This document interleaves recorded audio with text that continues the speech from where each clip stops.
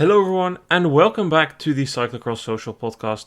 We are back. It's been a long summer break, and when I say we, I mean me, because Issam is still recovering a little bit from a long vacation, long travel back from his summer trip to Morocco where he visited some family. But I'm already here. The cross season has been underway. The UCI cross season has been underway for a couple of weeks, kicking off traditionally with the national championships down under, Australia and New Zealand. And with me here today to talk about that is Tom McQuillan from Cyclocross Down Under. Tom, thank you so much for making the time for us. Thanks very much, Noah. It's a pleasure to be back on the show.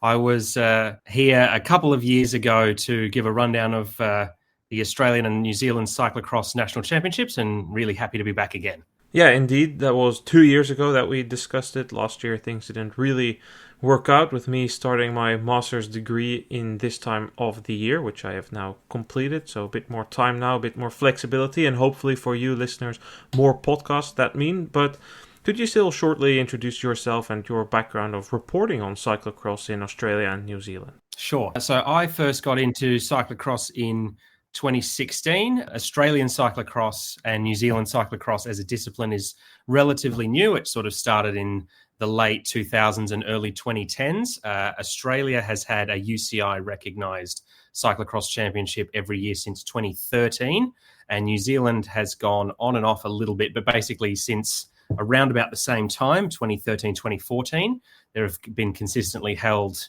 UCI recognised cyclocross national championships in both Australia and New Zealand. In both countries, it's definitely a niche discipline within a niche sport. And because of the time of year that cyclocross racing happens in both Australia and New Zealand, it's obviously during the European summer and the Southern Hemisphere winter. We have a lot of very passionate amateurs taking part in the sport, but all of the best professional riders from both Australia and New Zealand are usually competing in Europe at the time in road, mountain bike or other cycling disciplines. So you don't tend to see a lot of professionals, but you still have some very passionate amateurs taking part.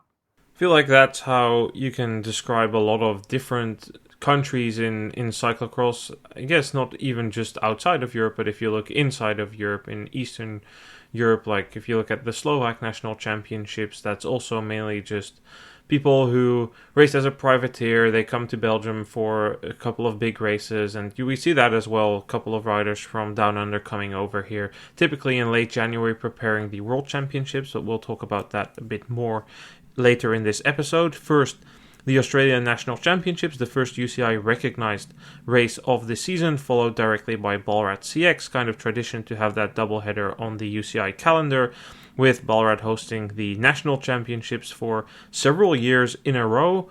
Course pretty much unchanged, you told me. What was the course like this year in terms of conditions? Technical, non-technical, muddy, fast? The easiest reference point, if you're familiar with international cyclocross, is probably Dublin World Cup that was held in the first part of last year's UCI World Cup cyclocross season, or a dry version of Dendermonde for Ballarat. If you're not sure where Ballarat is, it's in the southeast of the mainland of Australia. It's about an hour and a half's drive north and west of Melbourne. So it's a reasonably accessible location for a lot of Australian cyclocrossers, and it's probably one of the locations in Australia that serves up the most European-style cyclocross conditions, because it's famously a pretty cold place, at least by Australian standards.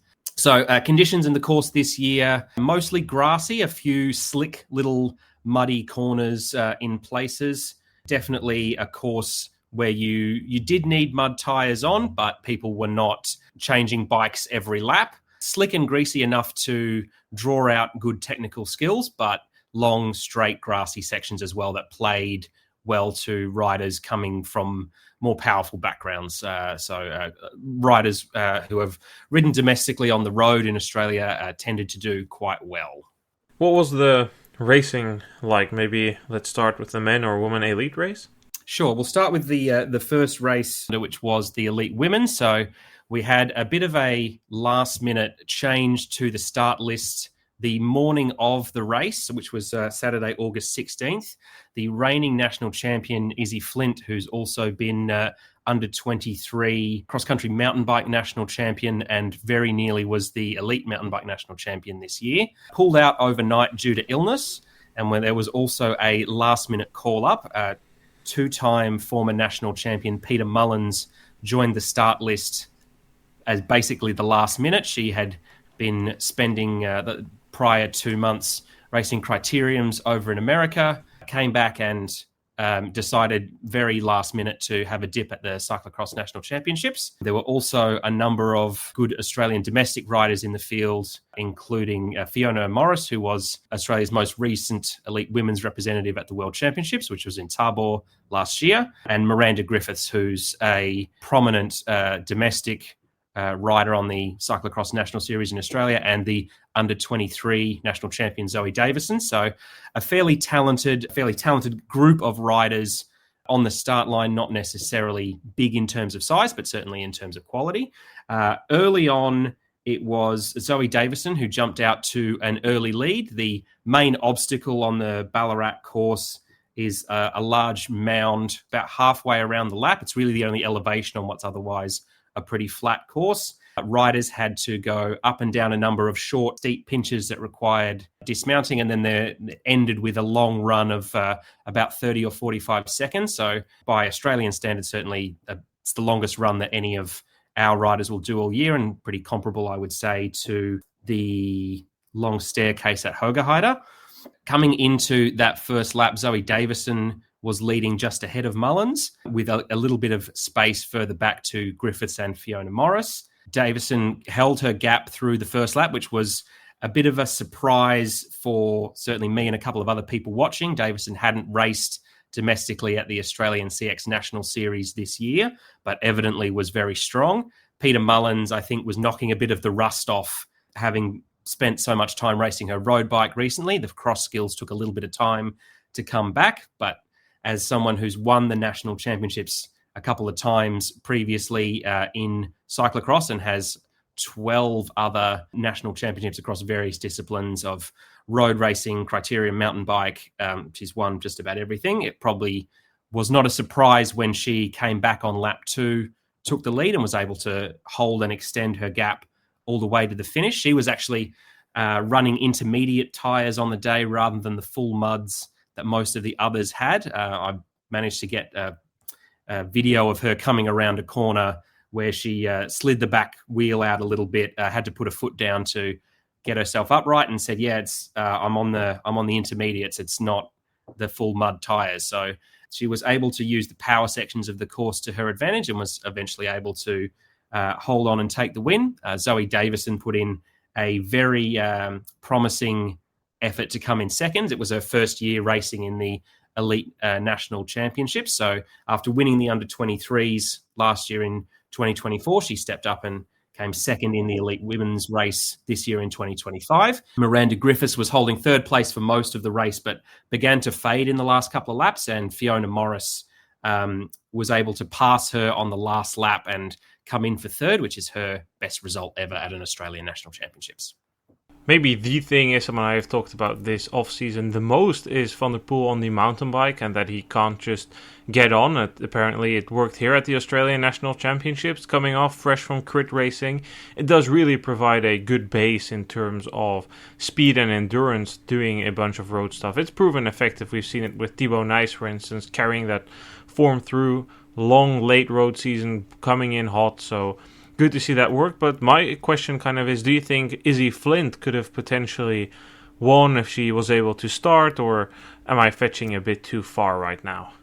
No, I think I would have loved to have seen if Izzy Flint was able to take to the start line. She'd been the best rider on the domestic circuit throughout the national series this season. She, unfortunately, I believe it was a stomach bug that she got the night before that ruled her out. But like Peter Mullins, a rider with a lot of off-road experience, mostly not in cyclocross. So she won the CX National Championships last year in what I think was her second or third ever cyclocross race. So a rider with a lot of technical skill and a lot of power, but not necessarily that long-standing background in cyclocross that leads riders to have impeccable barrier technique or the other small little things that are more cyclocross-specific skills.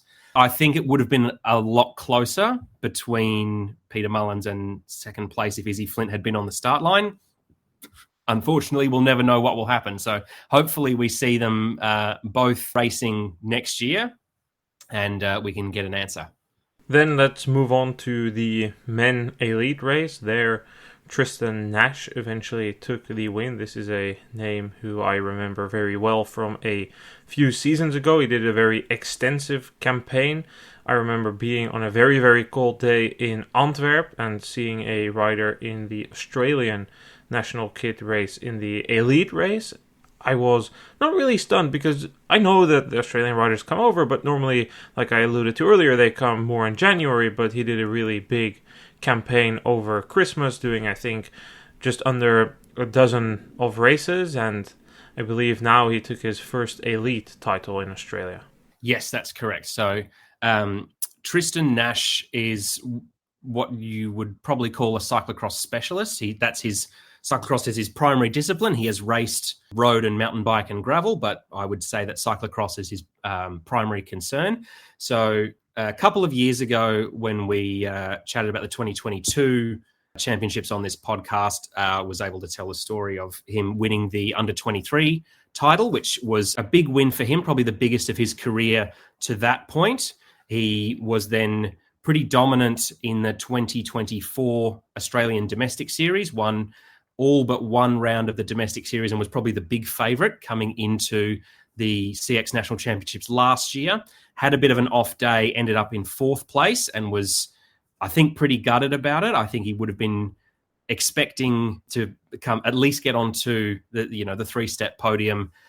So I think this year was a little bit of a revenge tour for Tristan. He only raced a couple of times on the domestic circuit this year, but won handily when he did race. So the question would be how he would hold up to a bit of the pressure this year, his second year in the elite ranks, whether he'd be finally able to land that big win. So Tristan's from Western Australia. I'm not sure how much the listeners know about Australian geography, but Western Australia is a pretty isolated place, especially Perth, the capital city. It's the most isolated major city in the world, and it tends to mean that when Western Australian riders, not just in cyclocross, but in other disciplines as well, come over to the eastern states to race, they tend to be a pretty tight-knit community. They're very proud of being Western Australian. So I know there were a lot of people in the West Australian cyclocross community who were right behind Tristan Nash and hoping he would do really well.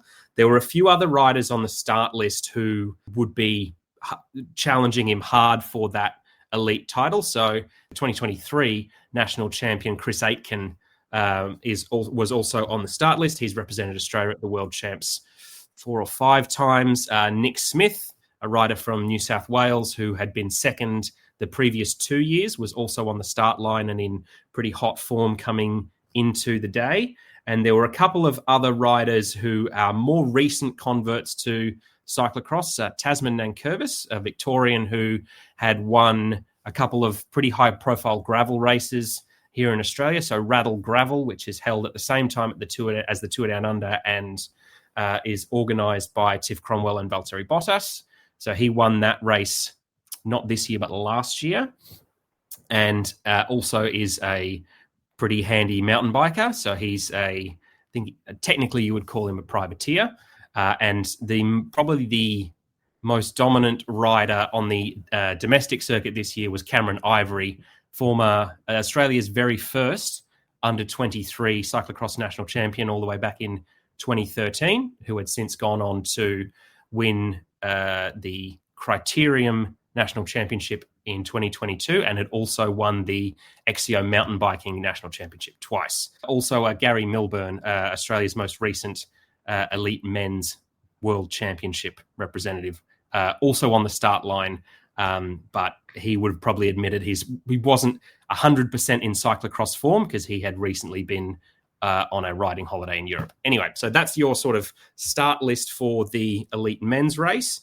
Early on, it was Tasman Nankervis who led them through the first few corners and was looking very strong. It was probably a course that suited Nankervis in particular, he's a very powerful rider coming from a road and mountain bike background. Watts to spare, so he was leading them on the first lap with Tristan Nash in second or third and Nick Smith also fairly close early on. After the first couple of laps, it became pretty clear that it would be a two-man battle between Nash, the Western Australian, and Nankervis, the Victorian.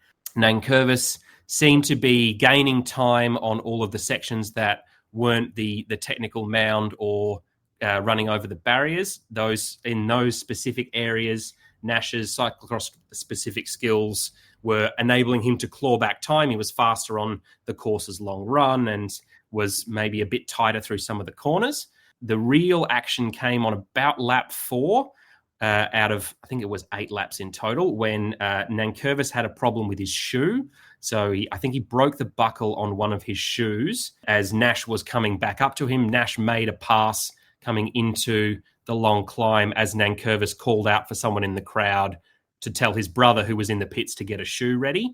So Nash was able to catch back up, make the pass, and then Nankervis unfortunately had a few other things go wrong. I think his rear derailleur went into crash mode at one point and he got a flat as well. So he was in a real tete-a-tete there with Tristan Nash for a couple of laps. Unfortunately, the cycling gods weren't smiling on him luck-wise, and despite a quick change of the shoe, they were able to swap that over. He eventually was caught and passed by a couple of other riders, Nick Smith and Harrison Bebbington. Then, coming into the finish, Tristan Nash crossed the line, pretty emphatically pointed to his bike, a win that I think meant a lot to someone who was probably the big favourite to be national champion last year and who has already said that he plans to travel to Europe for this upcoming cyclocross season. Harry Bebbington ended up in second place. He's a rider who's done a lot of riding, especially where I live in Victoria, and has been quite successful and had some good results there. And then Nick Smith, the rider from New South Wales, who's represented Australia, I think 5 times at the World Championships, was in third place with a pretty unlucky and downbeat Tasman Nankervis in fourth. Also, very interesting points in there. I guess my perhaps main takeaway is that we're here at the first race of the season and we already have a broken BOA buckle, so I guess I need to start keeping track of that this year and maybe even introduce a jingle, because last year I don't really even remember how often we had it, but Michael van Toerenhout at some point had a broken buckle 2 or 3 races in a row. Things just kept going, and I mean, the BOA buckles, I ride with them myself. They're great for the road, but I still think for cross they're very, very vulnerable and very easy to, at a crash, break the buckle, or the buckle comes out, and it's very hard to, you only get one go to kind of put it back in its place while you're riding, and that's not easy. So I think it's funny to see that that's a universal problem for a universal system in cross, and something perhaps we are all to do something with in this podcast. But let's see how big of a problem that is, and good to hear that Tristan Nash is planning to come over here to race in Europe. Then there were also a bunch of youth national championships. I don't think we need to cover all of them extensively, but who would you say impressed you in terms of rising talent coming through in the women's side, so women U23 and women junior? For the women's junior race, it was a bit unlucky on the day. We had one of the riders who was taking part in that race. There were only 3 riders on the start line, one of whom, Alicia Reynolds, took part in the UCI Cross Camp at the UCI headquarters in Aigle last year. She unfortunately injured herself in the warm-up before the race and had to pull out with what I think was a strained calf. If you're looking for a rider from Australia to keep an eye on in future, Alana Fletcher, who won the women's junior race, is a serious talent. So she is only 16 years old, or racing age is 17. So still quite a bit of eligibility in the junior ranks. She's the under 17 cross-country mountain biking national champion. This was her first year racing cross. She won every round of the Victorian State Series that she finished. I think she DNF'd one and won all the rest against some of the best riders in my home state, which has tended to have some of the bigger crowds in Australian cyclocross, or biggest fields, I should say. And then in one round of the Australian Domestic Series, due to some pretty poor weather, the plan to have what was initially going to be a separated start between women's elite and women's juniors ended up being a same wave start. They all started at the same time because it was pouring rain and they didn't want the juniors to wait around for another 5 or 10 minutes to get started. And Alana Fletcher beat every single elite women's rider in Australia, including the national champion, in some pretty horrendous conditions at the age of 16. So that's a rider who's new to cross, but someone who I think has a very, very bright future. In terms of the women's under 23 race, that was a good little battle there between two riders who have worn the green and gold before in cyclocross. So that race was won by Ruby Taylor, who was the junior national champion 2 years ago, moved up. I think this was her first year eligible for the under 23s this year, and she took the win ahead of Sophie Sutton, who has also previously been the under 23 national champ, and last year's junior national champ, Maddie Wasserback, who's from South Australia. So also some talented riders in that mix as well. I think Ruby Taylor, the under 23 women's champ, will be in action this weekend at the XCO Mountain Bike World Championships in junior women, I believe. Definitely good to hear that there are a number of bright spots, especially on the junior women's side here in this case. And with that, I would just want to kind of just make a point out of how these are like different championships in every country, because in some countries they just put all the women together and then hand out 3 different jerseys, or men, elite and U23 together and 2 different jerseys.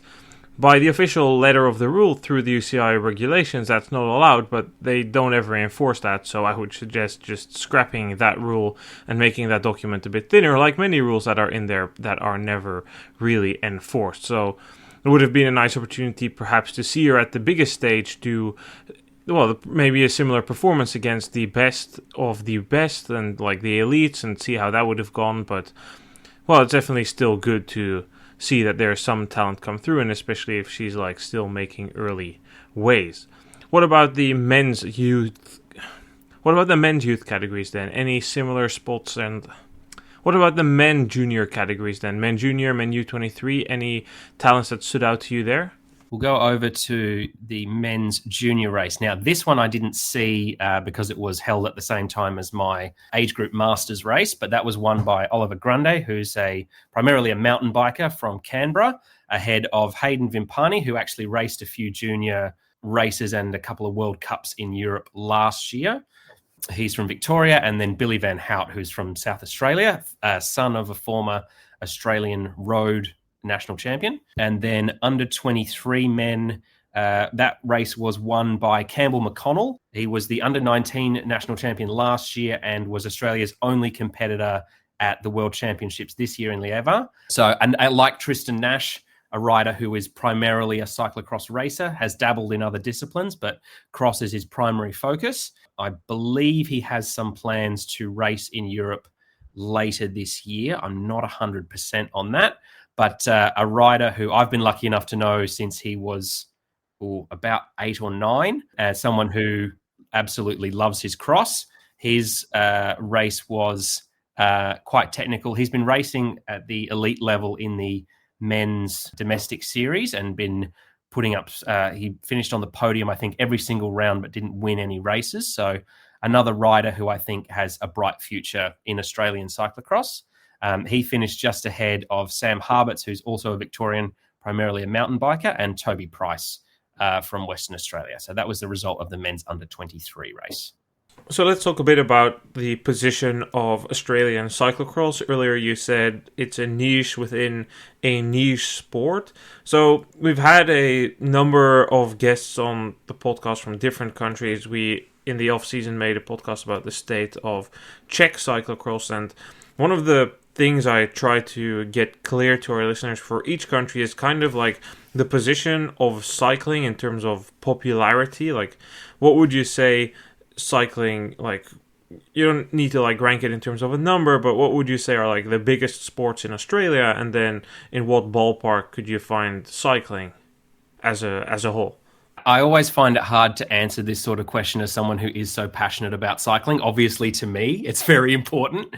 To most other Australians, it's probably in that second or even third tier of sports. So your first tier would be your various codes of football, whether that's soccer, Australian rules football, or rugby. In that second tier, you would probably have sports that maybe aren't held in Australia, but in which Australians are doing well at the moment.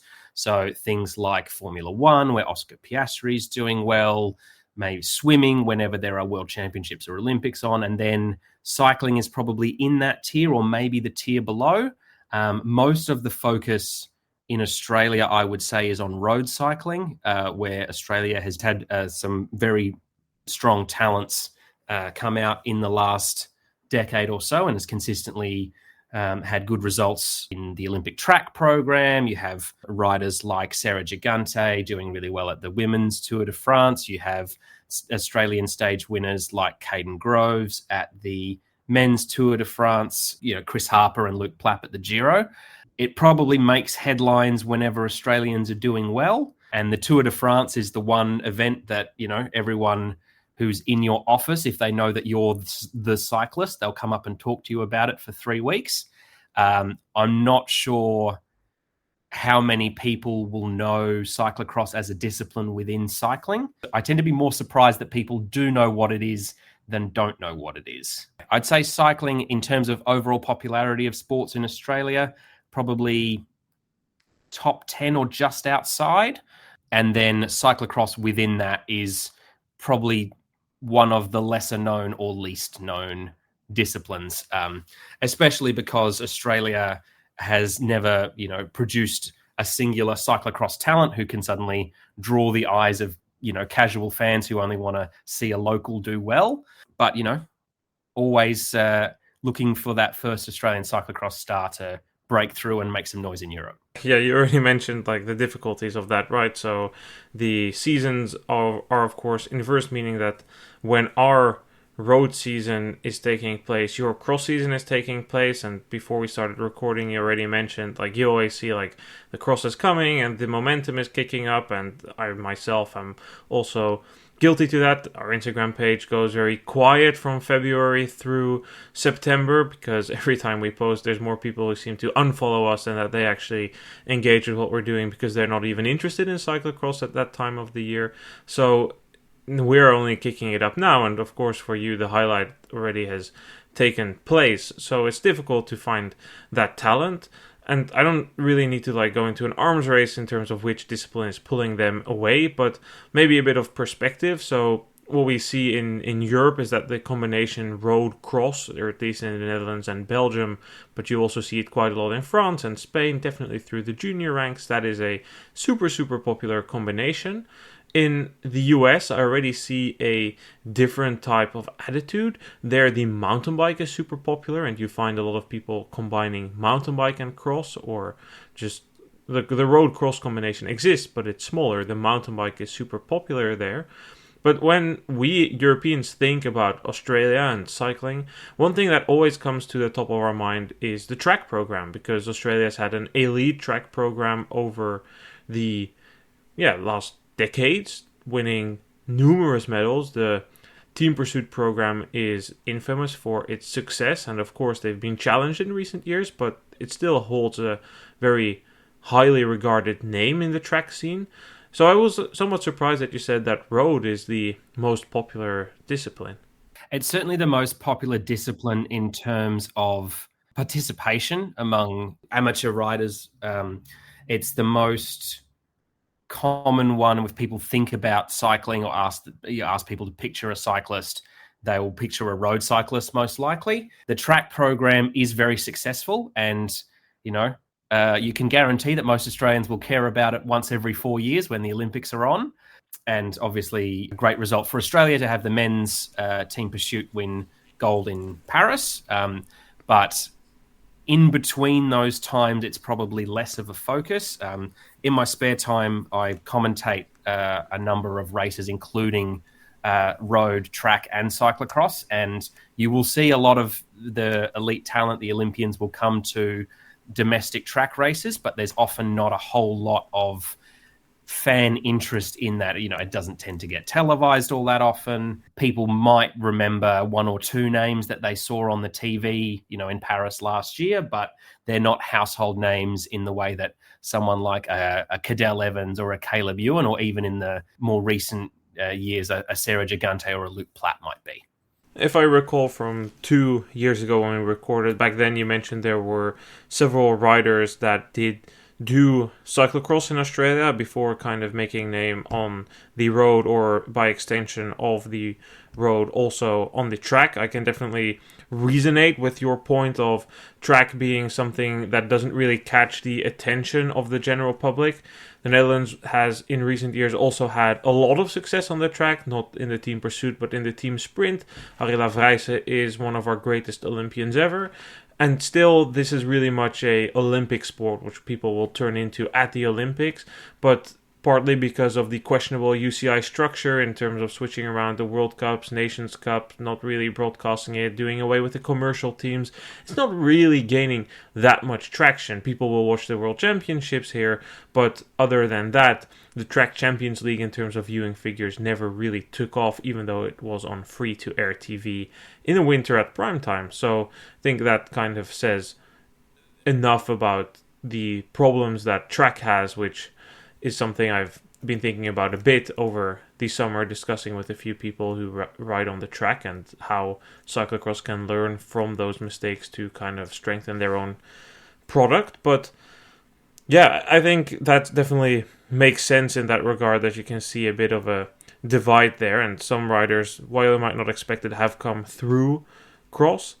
But kind of my final question here, and you're free to elaborate on some other points if you still want, but for me was kind of the way you feel about the selections towards the World Championships, because this year I was in Hogerheide and there were a lot more Australians that invested in an expensive trip over. Some of them also raced in Benidorm, but most of them arrived National Championships weekend in Belgium, raced in Otegem the day after, then did Maasmechelen and Hogerheide, but then weren't eligible to race the World Championships. To me it seems like I always read the selection document and it depends on those performances in those races before. But to me, I wouldn't really say it feels unfair. It just feels like people are making a big investment in coming over, and then it's kind of still up in the air if they can race the biggest goal of their season. Yeah, obviously the biggest obstacle for not just Australians but New Zealanders as well in racing at the Cyclocross World Championships is the cost of going over. Riders have to self-fund or crowd-fund their trips over. It takes a lot of time and money and effort, because as much as I wish it wasn't the case, Australia and New Zealand are a long way away from the action in terms of where most of the big races in cyclocross happen. The first thing is that all riders have to be self-funded, and, you know, especially at the elite level where riders are outside of under 23, people have day jobs, you know, people have to keep the bills paid, and it makes it hard to make the long trip over, especially because cyclocross in Australia is not a sport that you do to get rich. It's a sport that you do because you love it. If you can win back your entry fee at the end of your race by racing well, then that's probably a good day, but you're unlikely to fund your trip over to Europe to race the World Championships just on prize winnings alone. The selection process is generally put out around about this time of year, if not slightly earlier, for expressions of interest for people who might come to the World Championships. It has varied a little bit from year to year. Last year, Campbell McConnell was the only Australian who ended up racing in Lieven, even though I know there were a few other riders who were racing in Europe at the time. I know Toby Price, who was third in the men's under-23 race, was over there. Hayden Vimpani, who was second in the men's junior race, was in Europe at the time. And Alicia Reynolds, who was going to be a threat in the women's junior race, unfortunately got injured in the national championships and couldn't compete. She was also over there as well. So in terms of selections, I always want to see more Australian jerseys represented at the World Championships. Unfortunately, real world concerns, you know, just paying money, taking time off work or school or university to head over is probably more of an obstacle to most riders than getting the national federation on side. If you express interest and you fill out the requisite forms, and the Australian cycling governing body, Oz Cycling, believe that you will, wear the colours proudly, then normally it's not too much of a problem. It's more about how much the field of possible candidates is narrowed down by the time of year when it happens, because the other thing is, the other complicating factor is that Cyclocross World Championships happen right in the middle of the Australian road cycling season, and some of the biggest mountain bike events are in late January and early February as well. So, Cyclocross World Championships are normally, I think, 2 weeks after the end of the Tour Down Under, where there's a lot of, obviously, the World Tour racing, but there tends to be a lot of high quality amateur racing held on the side of that. So it's sort of a perfect storm of factors. At the time of year is one part of it. The cost and the distance is one thing.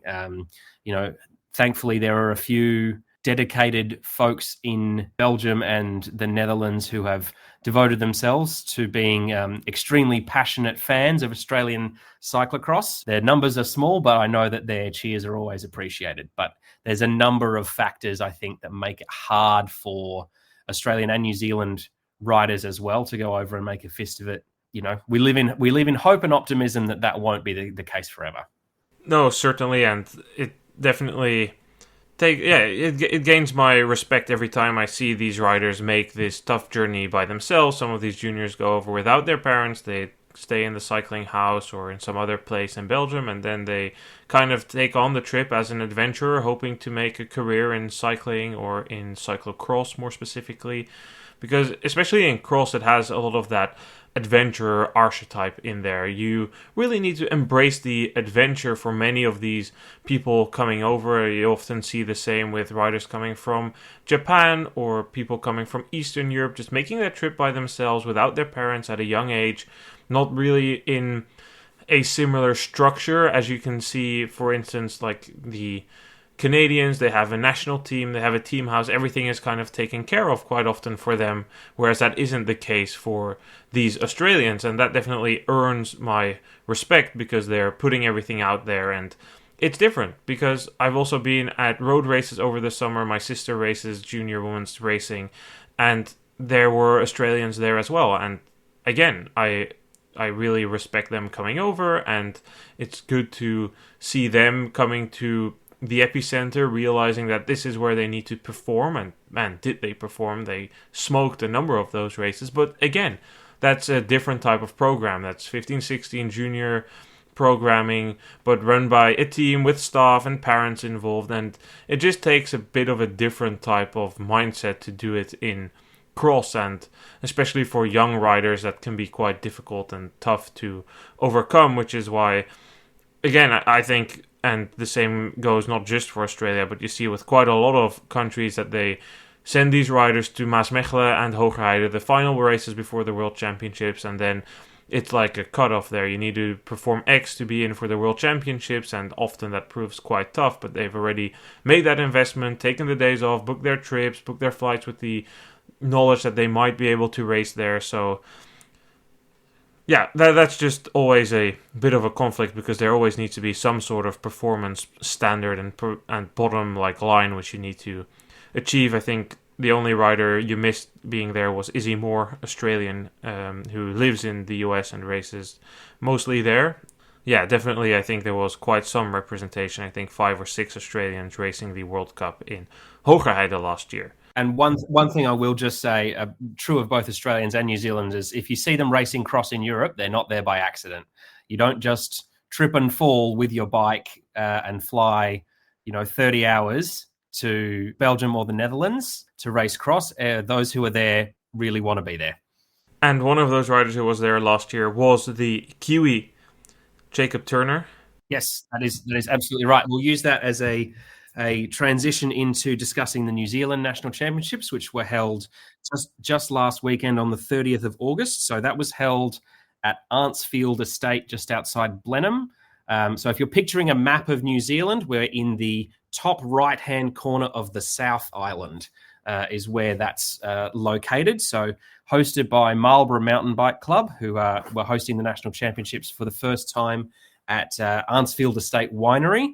So Jacob Turner, who was the elite men's national champion in 2022, doubled up and got his second Silver Fern jersey in 2025, the rider from Christchurch, a bit further down on the South Island. As you mentioned, Jacob Turner raced a bit in Europe last year. He also came over to Australia to race CX Ballarat and the under-23 race at the Australian CX National Championships last year, which oddly enough he won. So he won that race because a few of the Australian under-23s knew that they didn't have to beat him to be crowned national champion. So when he attacked with a lap and a half to go, everyone sort of was too busy watching each other to be too concerned, and he ended up getting the win. So a very talented young rider, Jacob Turner. So he jumped out to a pretty early lead.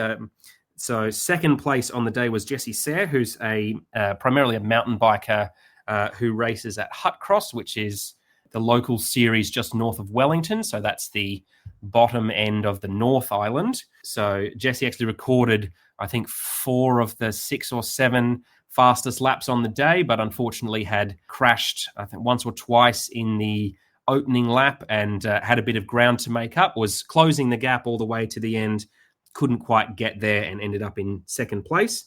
Third place was a rider from Hamilton on about halfway into New Zealand's North Island, Corey Hartgill, whose local series is Fog City CX in Hamilton. So shout out to anyone from Hamilton who's listening along. So he finished in third place on the day.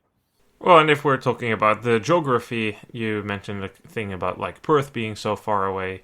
I will admit I'm a bit of a geography nerd, so I've heard like these facts that it's closer to Jakarta and Singapore than actually the other major cities of Australia. And also don't think like if you're imagining Australia and New Zealand being that close, it's really not that close. It's a few hours of flying. I think like 4 hours to fly from the east coast of Australia to Auckland or to Christchurch. So definitely not as close as you think, but no, Jacob Turner is another name, one of the few names from Down Under that I do know. He did an extensive campaign over here last year. He raced from Namur straight through until the World Championships, where he was eligible to race still in the U23 category. I believe it was his final year as a U23. I say very cautiously because he might also I've got his page pulled up on Cyclocross 24. He's now in elite.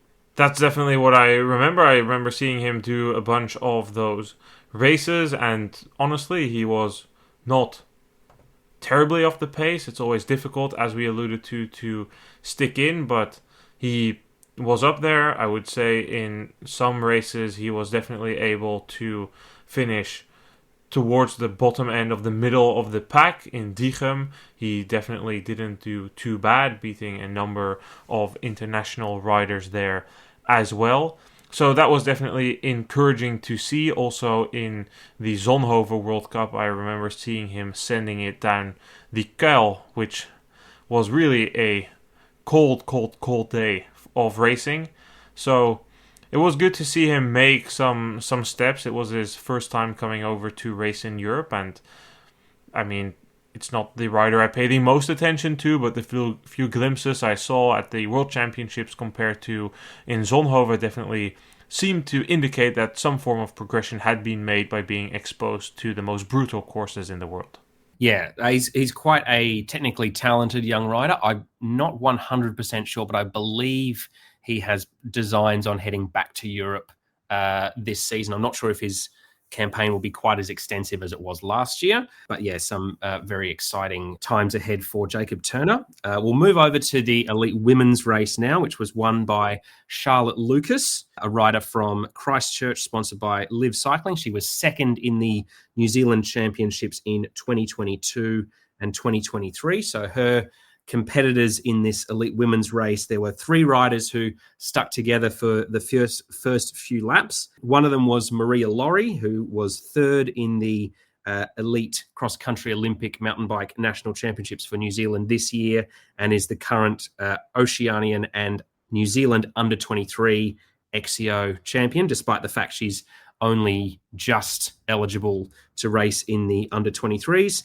And Kirsty Watts, who's a very talented young road rider, has won just about every junior road and time trial national title there is to win. So those 3 were together for the first 3 laps. Then Maria Laurie and Charlotte Lucas separated themselves out. Charlotte Lucas ended up attacking on the penultimate lap and came in for the victory. Let me just bring up the official results because I can't quite remember what her gap was. Yeah, it was 27 seconds in the end between Charlotte Lucas and Maria Laurie, and then Kirsty Watts came in third. I must say, from these riders here in the women's field in New Zealand, there's not really that many that stand out to me. I remember from last year there was definitely Josie Wilcox, who I remember from mainly her career on the road and mountain bike. So this year a couple of new names up in those results. Here the Elite and U23 were combined, so I guess kind of to wrap up, we're nearing the hour mark on this podcast already. Did you think in terms of talent in New Zealand there's any names worth mentioning still? As an Australian, I'm a little bit less knowledgeable about the fields in New Zealand. Maria Laurie is a rider who has had some very good results in junior mountain biking, and Kirsty Watts has had some encouraging racing on the road. She was part of the Australian domestic Pro Velo Super League, which happened in the first part of 2025. Both of those riders, I think they're both under 20 years of age, so they will be ones to watch going over in future. I don't believe off the top of my head there's any plans for anyone in the New Zealand women's field to race in Europe in the near future, but I have to admit I'm not quite as knowledgeable about all the faces and the names over in New Zealand. So if anyone from New Zealand is planning on going over and racing in Europe this year, please feel free to come forward and correct the record. Indeed, you can then either reach out to Cyclocross Social or CX Down Under, and we will happily send out a rectification. It will definitely be interesting to see how then, for me again, the main rider, Jacob Turner, does. If he comes over again, he will be in the elite category, but that won't be that big of a switch around for him because he already did a bunch of elite races last year. I think he only did 2 or 3 U23 races when he was over in Europe, so that's, I think, my main takeaway from New Zealand. But yeah, thank you so much, Tom, for filling us in about the real trenches of cyclocross, I guess is perhaps a word we can use. In Dutch, there's this word called uithoeken, which kind of means like the corners of the world where you don't really think about cross. But of course, if you're a really nerdy guy looking at Cyclocross 24 in September or August, you might have come across those results. And now we also have some perspectives and some background on the names that you might have come across and some perspective on difficulties of making a career as a cyclocross racer down under. And if you are in the Northern Hemisphere and it's May or June and the sun's shining outside and everything's very pleasant and you wish it was a little bit more miserable and you want a little bit of taste of cyclocross, if it's happening anywhere in the world, head on over to CX Down Under on Instagram and Facebook. Give us a follow, get a little bit of extra cross in your day. And we cover the sport in Australia and New Zealand, get a lot of really distinctive local flavour into all of the racing, and we'd love to have more people tuning in and watching and listening and following along from all over the world. All right, that will be it for this episode. Tom, thank you so much. Thanks very much, Noah. Always a pleasure. And we will be back next week. Isam and I will make a bit of a recap episode discussing some things from the summer and looking ahead at the start of the European UCI season. And after that, next week, we have a new interview, that time talking about cross in America with one of the team owners from one of the biggest American teams. Thanks everyone for listening, and goodbye.